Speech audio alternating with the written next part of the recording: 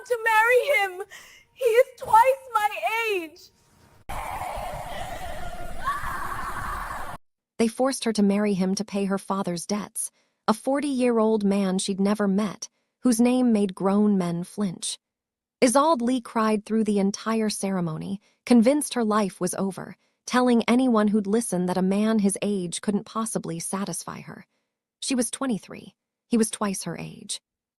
But when Kang Min-ho finally cornered her in their penthouse that night, his voice was deadly calm. "I heard what you said about me before the wedding, and I'm going to spend however long it takes proving you wrong." She thought he meant it as a threat, but when rival gangs put a bullet in her shoulder 3 weeks later and he went to war for her, she realized the truth was so much more terrifying. He'd fallen completely, obsessively, dangerously in love. Welcome to K Fairy Tales Stories, besties. Please like, share, and subscribe. The ceremony was torture.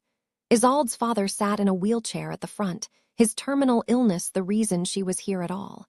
His gambling debts to Min-ho's organization had been forgiven in exchange for one thing: her, a proper bride from a good family to legitimize Min-ho's transition from underground king to respected businessman. She'd agreed to save her father's life. She'd never agreed to want it. Min-ho watched her walk down the aisle with her head high and her eyes wet. She was beautiful in a way that made his chest hurt. Curves that filled out the wedding dress like sin wrapped in white silk. Dark hair pinned up to reveal a graceful neck. Skin like warm honey. And an expression that said she was walking to her execution, not her wedding. When she reached him, she didn't meet his eyes. He took her cold hand anyway. The vows were traditional Korean, then English. She stumbled through both. When the officiant said he could kiss his bride, Min-ho leaned down and pressed his lips to her forehead instead of her mouth. Gentle, chaste, giving her the only mercy he could in this moment. He felt her shudder beneath his touch. The reception passed in a blur of speeches and forced smiles. Isolde sat beside Min-ho at the head table, her hand trapped beneath his on the white tablecloth. His grip was firm but not painful, possessive but not cruel. Every time she tried to pull away, his fingers would tighten just slightly, a silent reminder that she was his now, whether she wanted to be or not. She barely ate. He noticed everything. The way she flinched when his business associates congratulated him. The way her breath hitched when his thumbs stroked across her knuckles. The way she looked at the exit like a trapped animal calculating escape routes. Later that evening, they left for his penthouse in Gangnam. The car ride was silent except for the city sounds filtering through bulletproof glass. Isolde pressed herself against the door as far from Min-ho as the back seat allowed. He let her, for now. His driver kept his eyes forward. His security detail followed in 2 additional vehicles. Everything about his life was controlled, calculated, protected, including her now. The penthouse occupied the entire top floor of one of Seoul's most exclusive buildings. The interior was all clean lines and expensive minimalism. Black, white, chrome, not a single personal touch anywhere. It looked like a hotel, Isolde thought, like no one actually lived here. Min-ho removed his suit jacket and draped it over a chair, loosened his tie, rolled up his sleeves. She stood frozen by the door, still in her wedding dress, still looking for exits. "Would you like something to drink?" His voice was deep, accented, careful, like he was talking to something wild that might bolt. She shook her head, didn't trust her voice. He poured himself 2 fingers of whiskey anyway, drank it in one swallow, then he turned to face her fully. "I heard what you said to your friend before the ceremony." Isolde's blood turned to ice. Her eyes finally met his, dark eyes, penetrating, seeing too much. "I don't know what you mean," she whispered. "Yes, you do." He set the glass down, walked toward her with slow, measured steps. "You said a man my age probably couldn't make you scream in bed, that I was too old to make you feel anything, that our wedding night would be disappointing at best, disgusting at worst." She wanted to die, wanted the marble floor to open up and swallow her whole. Heat flooded her face, her neck, her chest. "I'm sorry. I was upset. I didn't mean." "Didn't you?" He stopped directly in front of her, close enough that she had to tilt her head back to maintain eye contact, close enough that she could smell his cologne, something expensive and masculine that made her stomach flip. "You were telling the truth as you believed it. I respect honesty, Isolde, even when it's insulting." She couldn't breathe, couldn't think. His presence overwhelmed everything. "I shouldn't have said those things. No, you should have said them to my face. His hand came up slowly, giving her time to pull away. When she didn't, his fingers traced the line of her jaw. The touch was feather-light, devastating. But now I know what you think of me, and I'm going to spend however long it takes proving you wrong. I don't understand. Her voice came out breathy, uncertain. You will. His thumb brushed across her lower lip. Take off the dress, get comfortable. We're not doing anything tonight except sleeping. You've had a long day, and I'm not the monster you think I am, but Isolde. His eyes darkened, voice dropping lower. Eventually, you're going to beg me to make you scream, and when you do, I'll remind you of this conversation. He stepped back, left her standing there trembling and confused, walked to the master bedroom and returned with one of his shirts. Plain white cotton, expensive thread count. Bathroom is through there, take your time. Then he was gone, disappearing into what she assumed was a home office, leaving her alone with racing thoughts and a body that suddenly felt too hot, too tight, too aware of him. The next morning, Isolde woke in the master bed alone. She sat up slowly, disoriented. The shirt Minho had given her fell off one shoulder. Sunlight streamed through windows she'd been too exhausted to close. She'd expected him to join her last night, had lain awake for hours, tense and anxious, waiting for him to claim his husbandly rights. But he never came. She'd fallen asleep sometime after 3, emotionally drained and more confused than ever. The smell of coffee drew her out of the bedroom.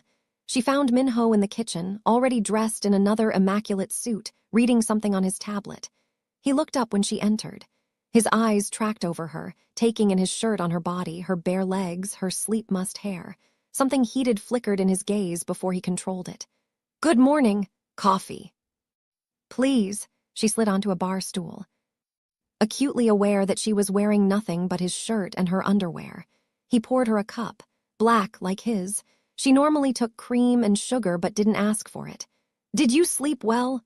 The question was polite. His tone was careful, but his eyes kept drifting to where his shirt gaped at her neck. Eventually, you didn't come to bed. No, I slept in the guest room. He set his tablet aside. I meant what I said last night. We're not doing anything until you're ready. This marriage might be arranged, but I'm not going to force you into my bed like some kind of barbarian.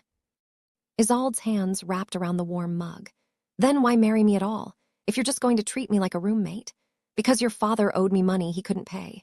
Because my family has been pressuring me to marry for years.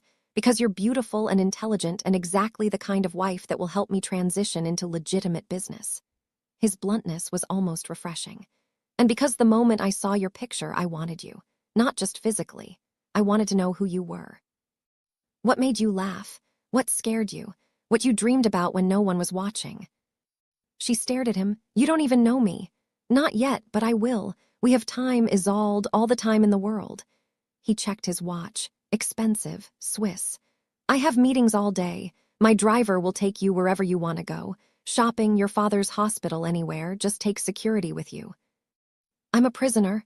You're my wife, and my enemies would love to use you against me. The security isn't negotiable. He stood, buttoned his jacket, walked around the island until he was standing beside her. His hand cupped her face, tilting it up toward him. I know you don't want this marriage. I know you think I'm too old, too cold, too criminal, but you're mine now, and I protect what's mine. Then he kissed her, not the chaste forehead kiss from yesterday. This was real. His mouth covered hers with controlled passion, tasting her, claiming her, making a promise his body was already aching to keep. When he pulled back, she was breathless, lips parted, eyes wide. He smiled. It was predatory and satisfied. I'll see you tonight. By the end of the week, Isolde had developed a routine. Minho left early for work. She spent mornings visiting her father at the hospital, afternoons exploring Seoul with her ever-present security detail, evenings pretending she wasn't hyper-aware of every move Minho made. They had dinner together every night, talked about surface things. He asked about her day. She asked about his. They were painfully polite, and beneath it all, tension built like a storm waiting to break. She noticed things about him. The way he always poured her coffee first. How he'd started keeping her favorite yogurt in the refrigerator even though she'd never told him what it was. The way his eyes followed her when he thought she wasn't looking. Hungry, patient, waiting for something she didn't understand. And she noticed how her body responded to him despite her mind's resistance. How her breath would catch when he touched her casually. How she'd started wearing his shirts to sleep even though her own pajamas had been moved into the closet. How she'd lie awake listening for his footsteps, disappointed when they never came to her door. One evening, they attended a charity gala. Minho's hand stayed possessively at the small of her back as they moved through the crowd. She wore a dress he'd delivered that afternoon. Emerald silk that hugged every curve and made her feel beautiful and exposed in equal measure. Other women watched him with obvious interest. Other men watched her with appreciation that turned to fear when they noticed Minho's expression. He introduced her to everyone as my wife, with a proprietary pride that made her shiver. A man approached while Minho was talking business with a city councilman. Young, handsome, clearly interested. "You must be the new Mrs. Kang. I'm David Choi. We went to university together." He offered his hand, smiled too warmly. "I have to say Minho is a lucky man." Isolde shook his hand politely. "It's nice to meet you." "You know," David leaned closer, voice dropping, "if you ever get tired of married life, I'd love to show you around Seoul properly. Without the security detail and the reputation." "She won't." Minho's voice cut between them like a blade. His hand closed around Isolde's wrist, pulling her firmly against his side. The possessiveness in the gesture was unmistakable. "And if you ever speak to my wife again without my explicit permission, David, I'll make sure you spend the rest of your career wondering why every business deal falls through at the last moment." David paled, bowed, disappeared into the crowd. Minho's grip on her wrist was just shy of painful.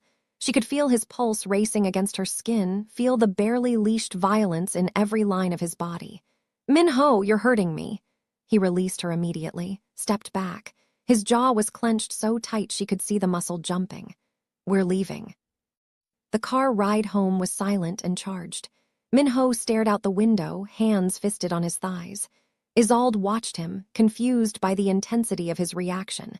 When they reached the penthouse, he went straight to his office and closed the door. She stood in the living room, uncertain. After 20 minutes, she knocked softly. "Come in." His voice was rough. He sat behind his desk, tie loosened, hair disheveled like he'd been running his hands through it. A glass of whiskey sat half empty beside his laptop. He looked up when she entered, and the raw emotion in his eyes stole her breath. "I apologize for my behavior. It was inappropriate. He was flirting with me." "Yes, and it made you angry." Furious, he stood, walked around the desk. "Do you know what it's like to watch another man look at you like he has any right? To hear him suggest taking you away from me? To imagine his hands on you when mine haven't been?" He stopped in front of her. "You've been my wife for a week. We sleep in separate rooms. I haven't touched you beyond casual contact, and I'm losing my mind." "Then why don't you?" The words came out before she could stop them. "Why do you keep staying away? Because you're not ready, because you still flinch when I get too close, because you think I'm too old to make you want me." His hand cupped her face, thumb stroking her cheekbone. "But I'm not a patient man by nature, Isolde, and you're testing limits I didn't know I had." "I don't flinch anymore." Her voice was barely a whisper.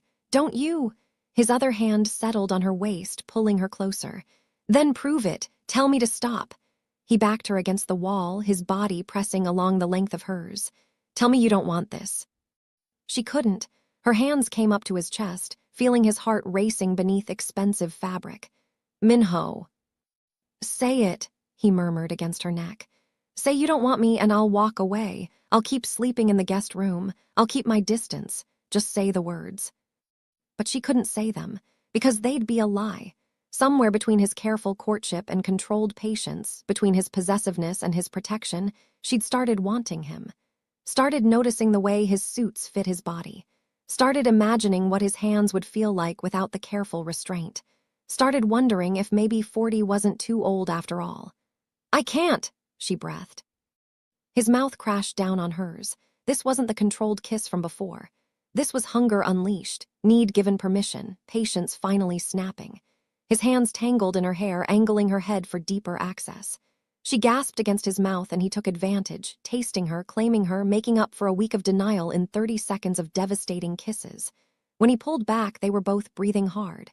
His forehead rested against hers. "Bedroom, now. Unless you want me to take you against this wall." She nodded, incapable of words.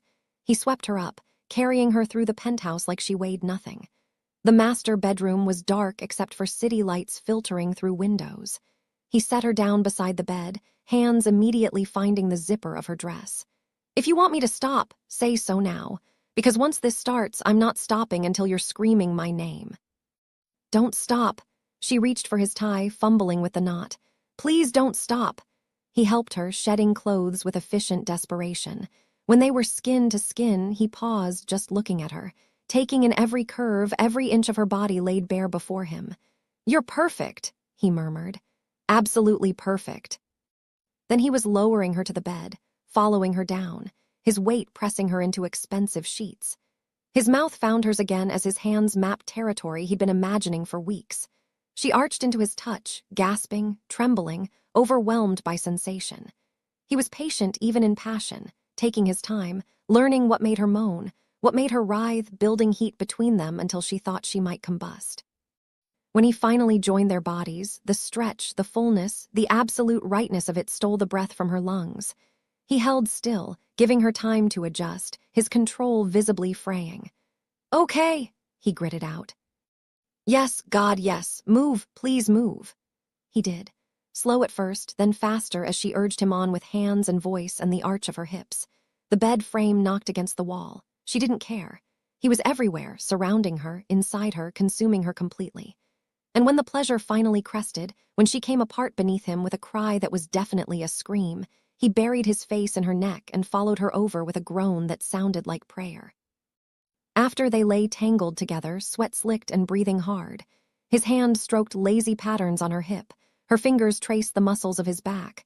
"Still think I'm too old?" His voice held quiet amusement. She hit his shoulder weakly. "Shut up," he laughed, actually laughed. The sound was rusty, like he didn't do it often. "You did scream, just so we're clear on that." "Minho, very loudly actually. I'm fairly certain my security detail heard you." "Oh my God." She buried her face in his chest, mortified. He tilted her face up, suddenly serious. "Don't be embarrassed. Do you know how long I've wanted this? How many nights I laid in that guest room, hard and aching, imagining what you'd sound like. You're mine, Isolde. I want everyone to know it." Something warm bloomed in her chest. Dangerous. Terrifying. "This doesn't change anything. We're still strangers who were forced into marriage. No, we're husband and wife who just made love. There's a difference." He kissed her forehead. "And I'm going to spend every day proving to you that this can be real, that we can be real." The following morning, Isolde woke alone again. Panic seized her chest. She'd given him everything last night, been vulnerable and open and completely his, and he'd left, just like she'd feared, just like she'd always feared. She grabbed his shirt from the floor, pulled it on, and went searching for him. Found him in the kitchen making breakfast. Actual breakfast. Eggs, toast, fruit arranged on plates. He looked up when she entered, saw her expression, and immediately understood. "Hey," he crossed to her in 3 strides, pulling her into his arms. "I'm here, I didn't leave. I was just making you breakfast because you barely ate last night and I wanted to take care of you." His hand stroked her hair. "Where did you think I went?" "I don't know, away, somewhere I couldn't follow." Her voice was small, muffled against his chest. "You gave yourself to me and I thought maybe you regretted it." "Never." He tilted her face up, making her look at him. "Listen to me very carefully. Last night was not a transaction, not a conquest, not something I'll take and then discard. You're my wife, I'm keeping you. Forever. No matter what happens, no matter what you do, you're stuck with me now. Understand?" She nodded, blinking back tears she didn't fully understand. By the end of the month, they'd fallen into a new rhythm.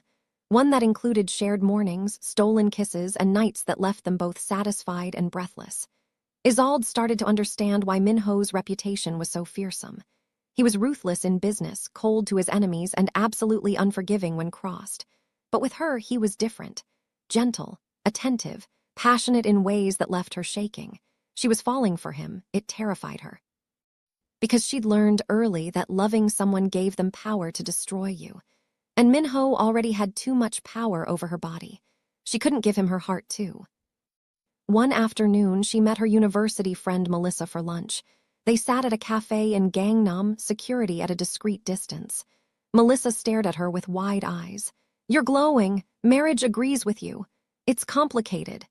Isolde sipped her tea, trying to find words. "But yes, it's better than I expected." Better than marrying a 40-year-old criminal overlord who forced you down the aisle. That's a low bar, Isolde. Melissa's concern was genuine. Are you happy, actually happy, or just making the best of a bad situation? Before Isolde could answer, a man approached their table. Tall, handsome, Western. Excuse me, I don't mean to interrupt, but you're the most beautiful woman I've seen since arriving in Seoul. Can I buy you a drink? Isolde opened her mouth to refuse politely. Then she felt it, the weight of a gaze. She turned and saw Min-ho across the street, frozen mid-step outside a building, his expression absolutely murderous. He'd been walking to a meeting, had seen her through the cafe windows, and had witnessed this stranger hitting on his wife. Their eyes locked.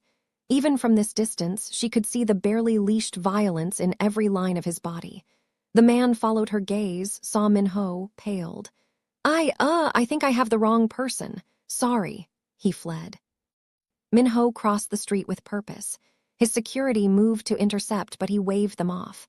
When he reached their table, his hand went immediately to Isolde's shoulder, possessive, claiming. Having lunch? His voice was deceptively calm. Yes, Min-ho, this is Melissa from university. Melissa, my husband. The word husband came out naturally now. It's nice to meet you, Melissa said carefully. We've heard a lot about you. All good things, I hope. His hand was still on Isolde's shoulder. His thumb stroked her neck in a gesture that was both tender and territorial. I should get to my meeting. Isolde, I'll see you at home tonight. He leaned down and kissed her, not chaste, deep and thorough and making a statement for anyone watching. When he pulled back, she was flushed and breathless. After he left, Melissa stared. Okay, so that's what you're working with. I take back everything I said. That man is completely obsessed with you. He's possessive. No, honey, he's in love. There's a difference. That night, Min-ho was waiting when she got home. He stood by the windows, tie loosened, drink in hand. She could feel the tension radiating off him. Did you enjoy your lunch? Yes, why? A man hit on you in public while wearing my ring. His voice was tight with barely controlled emotion.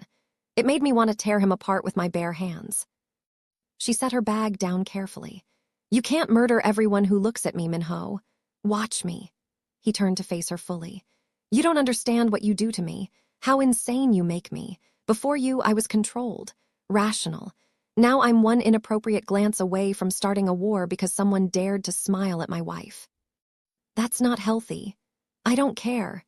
He crossed to her, pulling her against him roughly.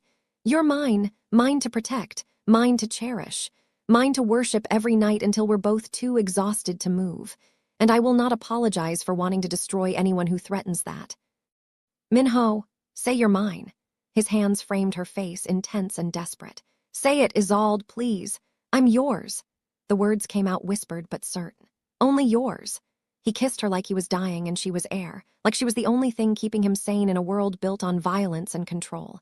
And she kissed him back with equal fervor, finally understanding what Melissa had seen. This wasn't just possession. It was devotion. It was love. And it was completely consuming them both. A few days later, everything shattered. Isolde was shopping in Myeongdong with her security when it happened. One moment she was looking at scarves. The next, there was a scream, gunfire, and her security was shoving her toward an exit. She ran. Behind her, chaos erupted. More shots, people screaming, her guard yelling into his radio. Then pain exploded in her shoulder and she was falling, the world tilting sideways. She hit the ground hard. Couldn't breathe. Couldn't think. Blood spread warm and wet across her blouse. Someone had shot her. Someone had actually shot her. Her guard was there immediately, returning fire, shielding her body with his. More security arrived. An ambulance. Everything blurred together. She heard someone say rival gang and message, and the boss will be furious. Then darkness took her. She woke in a hospital, private room, expensive. Her shoulder throbbed with pain that even morphine couldn't quite touch. And Min-ho sat beside her bed, still in his suit from work, looking like death itself. His eyes were red. His hands shook where they gripped hers. You're awake! His voice broke. Thank God you're awake. What happened? Her throat was raw. Nakamura's people, rival organization. They shot you to send me a message. Rage and anguish warred in his expression. You almost died, Isolde, on the operating table. Your heart stopped for 43 seconds. I counted every single one. I'm sorry. You're sorry. He laughed, bitter and broken. This is my fault. My life, my enemies, my choices. You got hurt because of me, because I was selfish enough to marry you, to make you a target, to drag you into this world. Tears tracked down his face. I should have left you alone. Min-ho, no. I'm going to fix this. He stood abruptly. I'm going to end this war, and then I'm going to make sure you're never in danger again, even if that means letting you go. Don't you dare. She tried to sit up, gasped at the pain. Don't you dare use this as an excuse to push me away. You almost died. His voice rose, cracking with emotion. Do you understand that? I almost lost you before I even got to keep you. He couldn't finish. Just stood there, this powerful, dangerous man, completely destroyed by the thought of losing her. But you didn't lose me. I'm here, I'm alive, and I'm not going anywhere. She reached for him with her good arm. Come here, please. He came, collapsing to his knees beside the bed, his head resting against her hip. She stroked his hair with trembling fingers. This isn't your fault, it's theirs, and we'll face it together. I can't lose you. His words were muffled against her hospital gown. I can't, you're everything, everything good in my life, everything worth protecting if something happened to you. It didn't, I'm right here. She made him look at her. I love you, do you hear me? I love you, Min-ho, your age, your past, your world. None of it matters, I love you anyway. His eyes went wide. Say it again. I love you. Again. I love you. She pulled him up, kissed him despite the pain. I love you, I'm yours, and you're not getting rid of me that easily. He kissed her back desperately, carefully, mindful of her injury but unable to hold back his relief, his love, his absolute devotion. When they broke apart, he pressed his forehead to hers. I love you too, so much it scares me, so much I'd burn the world down to keep you safe. Then burn it. Her voice was fierce despite her weakness. Do whatever you need to do, end this war, protect us, and then come home to me. His smile was savage and beautiful. Yes, ma'am. The war Min-ho waged was brutal and absolute. Isolde stayed in the hospital for a week, healing under armed guard, while her husband systematically dismantled the Nakamura organization piece by piece. She heard about it through whispered conversations between security. How Min-ho had walked into their territory alone and demanded a meeting. How he'd given them 24 hours to surrender the man who'd ordered the hit on his wife. How, when they'd refused, he'd unleashed hell. By the time Isolde was released, 3 of Nakamura's top lieutenants were dead, their warehouses were burned to ash, and their leader had fled Seoul entirely. Min-ho's message had been received loud and clear. Touch his wife, and there was nowhere in the world safe enough to hide. He came to take her home himself, dismissing the wheelchair the nurse offered and carrying Isolde out of the hospital personally despite her protests that she could walk. I need to feel you in my arms, he murmured against her hair. I need to know you're real and safe and mine. His penthouse had changed. Security had tripled. Bulletproof glass had been installed on every window. There were panic rooms on each floor and guards stationed at every entrance. It looked like a fortress now, because that's what it had become. A fortress built to protect the only thing Min-ho truly cared about. That first night home, he helped her into the shower, carefully unwrapping the waterproof bandage on her shoulder. His hands were gentle as they washed her hair, as they soaped her body with reverent touches that had nothing to do with desire and everything to do with gratitude that she was alive. When he lifted her out and wrapped her in a towel, she saw tears on his face again. I thought I'd lost you, he whispered. When they called me, when they said you'd been shot, I thought my world had ended. I'm here. She cupped his face, made him look at her. I'm here and I'm not leaving you, not ever. He carried her to bed and held her all night, his arms wrapped protectively around her, his face buried in her neck. She felt him trembling. This man who controlled an empire, who commanded respect through fear, was falling apart because she'd been hurt. And she realized that Melissa had been right. This wasn't just possession or obsession. This was love. Complete, consuming, world-ending love. The next morning, Isolde woke to find Min-ho already dressed in a black suit, checking his gun with practiced efficiency. Where are you going? Her voice was thick with sleep and concern. To finish this, Nakamura is still alive, still a threat. That ends today. He holstered the weapon, came to sit beside her on the bed. I need you to promise me something. What? If something happens to me, if I don't come back, there's a safe in my office. The combination is your birthday. Inside is everything you need. Money, documents, contacts. Promise me you'll use it. Promise me you'll be smart and survive. Fear clawed at her chest. Nothing is going to happen to you. Promise me anyway. His eyes were intense, desperate. Please, Isolde, I need to know you'll be okay without me. I won't be okay without you. Her voice broke.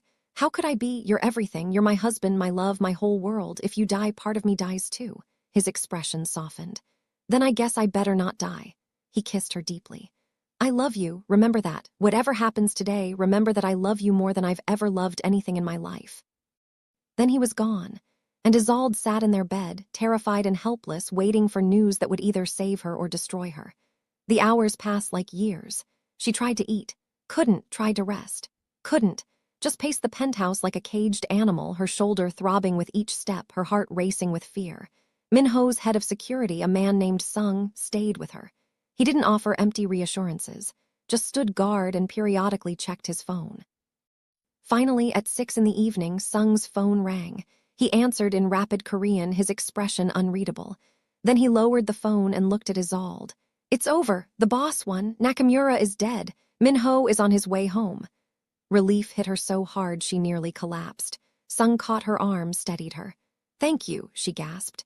Thank you for telling me. He fought like a demon, Sung said quietly. I've worked for him for 15 years, never seen him like that. He was unstoppable, all because of you.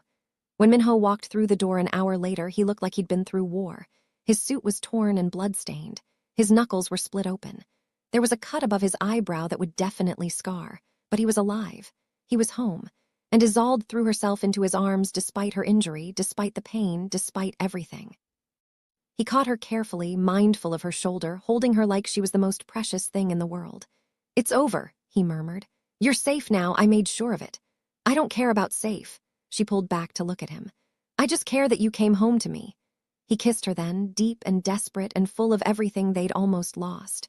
When they broke apart, she saw something in his eyes, something vulnerable and terrified and hopeful all at once. Marry me again, he said. What? I know we're already married, but that was arranged, forced, built on debt and obligation. He took her hands in his bloody ones. I want to marry you again, a real wedding, with our friends, with your father well enough to walk you down the aisle, with vows we choose ourselves, with you saying yes because you want to, not because you have to. Tears streamed down her face. Yes, God, yes, I'll marry you 1,000 times if you want. He laughed, the sound relieved and joyful. Once more will do. He pulled a box from his pocket. Inside was a ring, not the one he'd given her at their first wedding. This one was different. A large diamond surrounded by smaller stones in a setting that looked antique and precious. This was my grandmother's, he said quietly. She was the only person in my family who ever truly loved me, who saw me as more than a weapon or a tool. I want you to have it, want you to wear it, want everyone to know that you're mine by choice now, not by force. She let him slide it onto her finger next to her wedding band. It fit perfectly. It's beautiful. You're beautiful. He stood, wincing slightly. I need to clean up, get these wounds treated, and then I need to make love to my wife and reassure myself that we both survived this nightmare. She smiled through her tears. I'll help you. In the bathroom, she carefully cleaned his cuts while he sat on the counter and watched her with dark, intense eyes. You should have seen me today, he said quietly. The things I did, the violence, the blood, you would have been terrified. I already know what you're capable of. She replied, dabbing antiseptic on his knuckles. It doesn't change how I feel about you. How can you love me, knowing what I am, what I do? Because beneath all of that, you're the man who makes me coffee every morning, who carries me when I'm hurt, who cried when he thought he'd lost me. She met his eyes. You're not just a criminal, Minho. You're my husband, my protector, my love, and I choose you, every dark, violent, possessive part of you. He pulled her between his legs, kissed her with a gentleness that contradicted every terrible thing he'd done that day. I don't deserve you. Too bad. You're stuck with me anyway. That night, they made love slowly, carefully, mindful of their injuries but desperate to feel alive, to feel connected, to prove they'd both survived. Afterward, wrapped in each other's arms, Minho spoke into the darkness. I'm leaving the criminal world. Isolde lifted her head from his chest. What? Not immediately. These things take time, but I'm transitioning everything to legitimate business. Real estate, tech investments, consulting.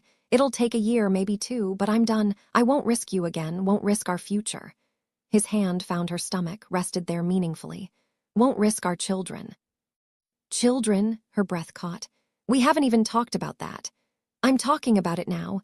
I want a family with you, Isolde. Want to fill this cold penthouse with laughter and chaos and tiny humans who have your smile and your strength. He kissed her forehead. Want to be more than what I am. Want to be the man you deserve. You already are. She snuggled closer, her heart so full it hurt. But yes, let's have a family. Let's build something beautiful together. They fell asleep like that, planning a future that had seemed impossible just weeks ago. A future built on love instead of obligation, on choice instead of force, on the kind of devotion that burned so bright it could chase away even the darkest shadows. The following months passed in a blur of healing and happiness. Isolde's shoulder recovered fully. Minho systematically dismantled his criminal empire and rebuilt it as something legitimate. Her father's health improved enough that he was released from the hospital, and they planned a second wedding, a real one. This time, Isolde chose everything. The venue, an exclusive garden in Seoul that bloomed with cherry blossoms. The dress, a custom gown that made her look like a princess. The guest list, small and intimate, just the people who truly mattered. The night before the wedding, Minho broke tradition and stayed with her. They lay in bed together, his hand tracing lazy patterns on her hip. Tomorrow I get to marry you again, he murmured. Properly this time. Nervous, terrified. What if you change your mind? What if you realize you're too good for me and run? She laughed, the sound warm and affectionate. Not a chance. You're stuck with me, old man. Old man, he rolled her beneath him, careful and playful. I seem to remember making you scream just last night, multiple times. Want me to prove I'm not too old right now? Minho, we have an early start tomorrow. But he was already kissing down her body, already making her forget every objection, already proving that age was just a number and he would spend the rest of their lives worshipping her completely. The wedding day dawned clear and beautiful. Isolde stood in the bridal suite with Melissa helping her into the dress. You look happy, Melissa observed, adjusting the veil. Genuinely, radiantly happy. I am. Isolde touched her stomach where a secret had started to grow. She'd taken a test that morning. Hadn't told Minho yet, was saving it for after the ceremony. I really, really am. Her father walked her down the aisle with tears in his eyes. He looked healthier than he had in months, the weight of debt and worry finally lifted from his shoulders. I'm sorry, he whispered as they walked. For everything, for forcing you into this, for the choices I made. Don't be, she squeezed his arm. Those choices led me to him, led me to love. I wouldn't change any of it. Minho stood at the altar in a black tux that made him look devastating. When he saw her, his expression cracked open. Pure love, pure devotion, pure happiness. She walked toward him with her heart in her throat, overwhelmed by the rightness of this moment. When she reached him, he took both her hands. You're so beautiful, he murmured. So perfect. The officiant began the ceremony, but Isolde barely heard it. She was too focused on Minho. On the way he looked at her like she hung the moon. On the way his thumbs stroked over her knuckles. On the way his eyes were suspiciously wet. When it came time for vows, Minho spoke first. Isolde, when I first married you, it was a business transaction. I needed a wife. You needed to save your father. We were strangers bound by circumstance. He took a breath. But somewhere between that forced beginning and today, you became my everything. You taught me what love feels like. What it means to have someone worth protecting, worth living for, worth being better for.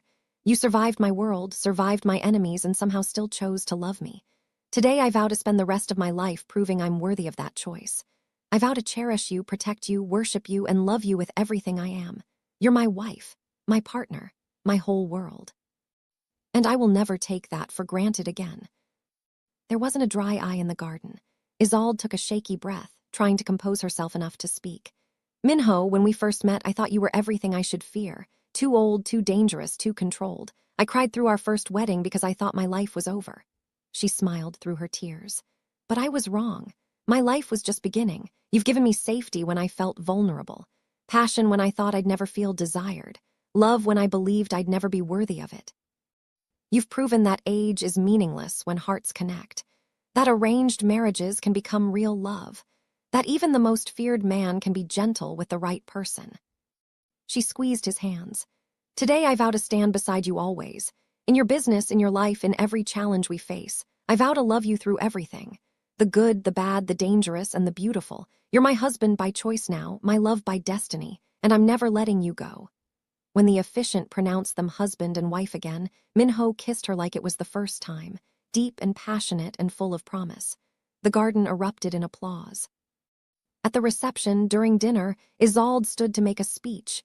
Minho looked at her curiously. She never mentioned wanting to say anything.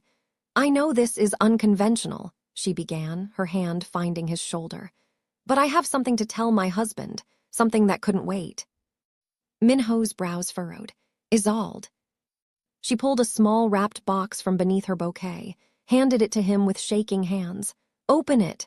He did, carefully. Inside was the positive pregnancy test she'd taken that morning. For 3 seconds he just stared, then his head snapped up, eyes wide. "You're pregnant, about 6 weeks. I found out this morning." Tears streamed down her face. Surprise. Minho stood so fast his chair fell backward. He pulled her into his arms, lifted her off her feet, spun her around despite her laughing protests. When he set her down, he was crying openly. "We're having a baby. We're having a baby." He dropped to his knees right there in front of everyone, pressed his face to her stomach, his hands spanning her waist. "I love you," he whispered. "Both of you, so much." The reception turned into a celebration of not just their marriage, but their growing family. Minho couldn't stop touching her. His hand would drift to her stomach constantly, protectively, reverently. When they finally left for their honeymoon, a week in Jeju Island, he carried her over the threshold of their hotel suite and straight to the bed. "I need to make love to my wife," he murmured against her neck. "My pregnant, beautiful, perfect wife. We just did this last night, and we'll do it every night for the rest of our lives." He kissed her deeply. "I'll never get enough of you, Isolde. Never stop wanting you, never stop needing you." They made love slowly, tenderly, with him whispering words of love and devotion against her skin. When they finished, he held her close, his hand protective over where their baby grew. "Thank you," he said quietly, "for choosing me, for loving me, for giving me a family I never thought I'd have." "Thank you for proving me wrong," she replied. "About everything, about age, about arranged marriages, about love." "I told you I'd make you scream." His voice held quiet amusement. "And you did, multiple times, very enthusiastically, if I recall." She hit his chest weakly. "You're never going to let me live that down, are you?" "Never. It's going to be my favorite story to tell our children, how their mother thought their father was too old to make her happy." "Minho." "What? It's romantic. Girl forced to marry older man. Girl thinks he's too old. Man proves her spectacularly wrong. Man and girl fall in love. Man and girl make baby. It's a fairy tale." "It's insane. It's ours." He kissed her forehead. "And I wouldn't change a single thing." 7 months later, Isolde gave birth to a daughter. Minho held her through every contraction, whispered encouragement through every push, and cried when their baby girl entered the world screaming her displeasure. "She has your lungs," he observed, tears streaming down his face as he held his daughter for the first time. "And your stubbornness, probably." They named her Jaiwoo.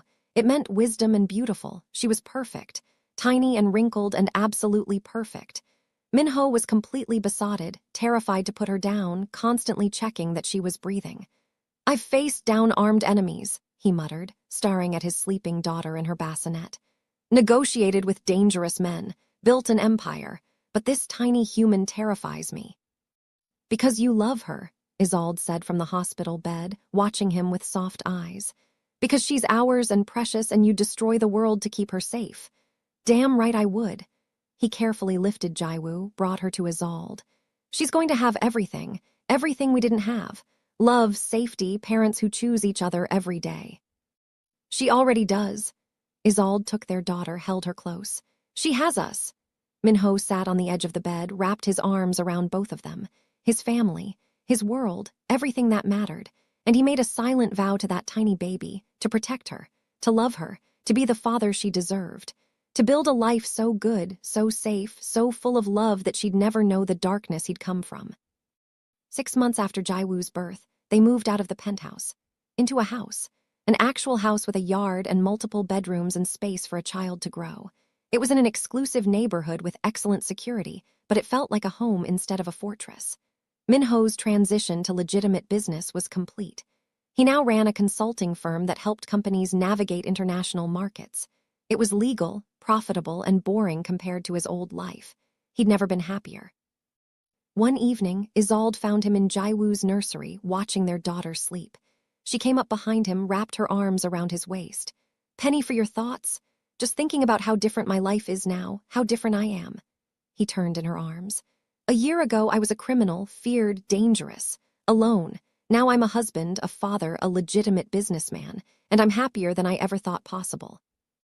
No regrets, only that I didn't find you sooner." He kissed her softly.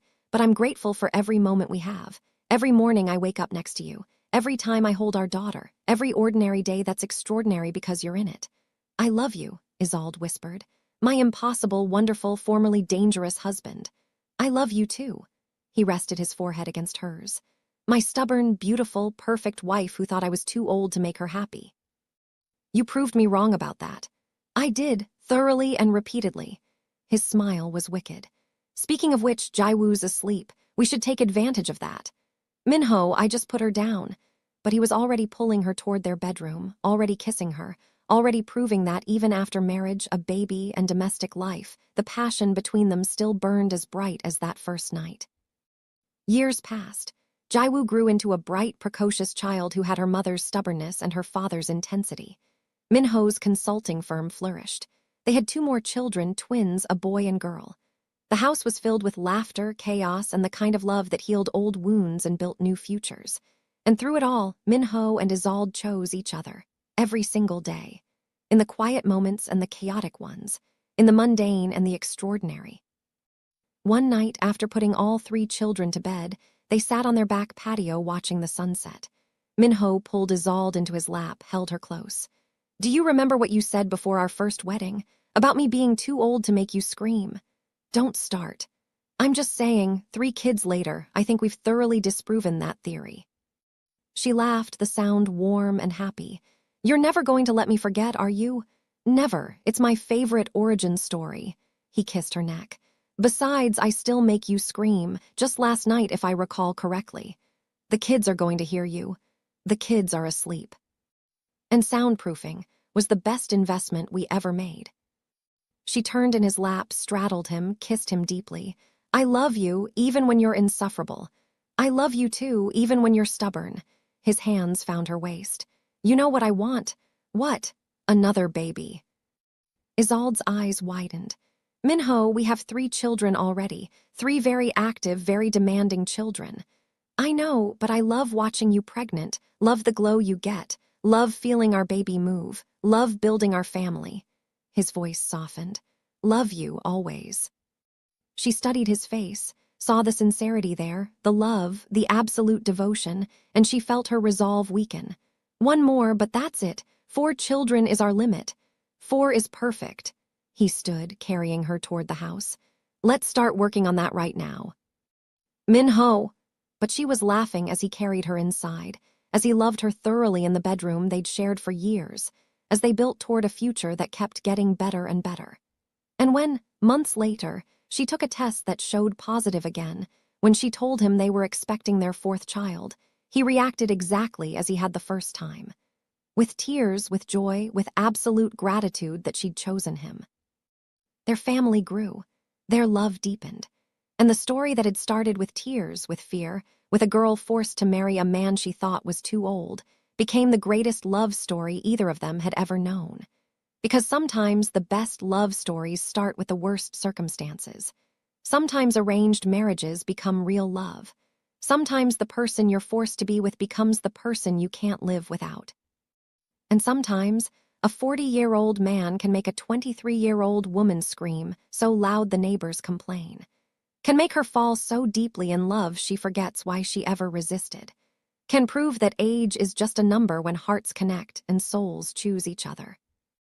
Minho proved all of that and more, every single day, for the rest of their lives, and Isolde never regretted a single moment of their impossible, beautiful, perfect love story.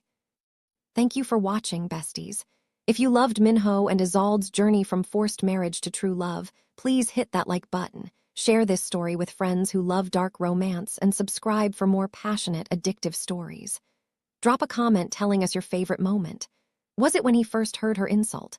When he saved her? Their real wedding? Or the Bobbies? We read every comment. See you in the next story.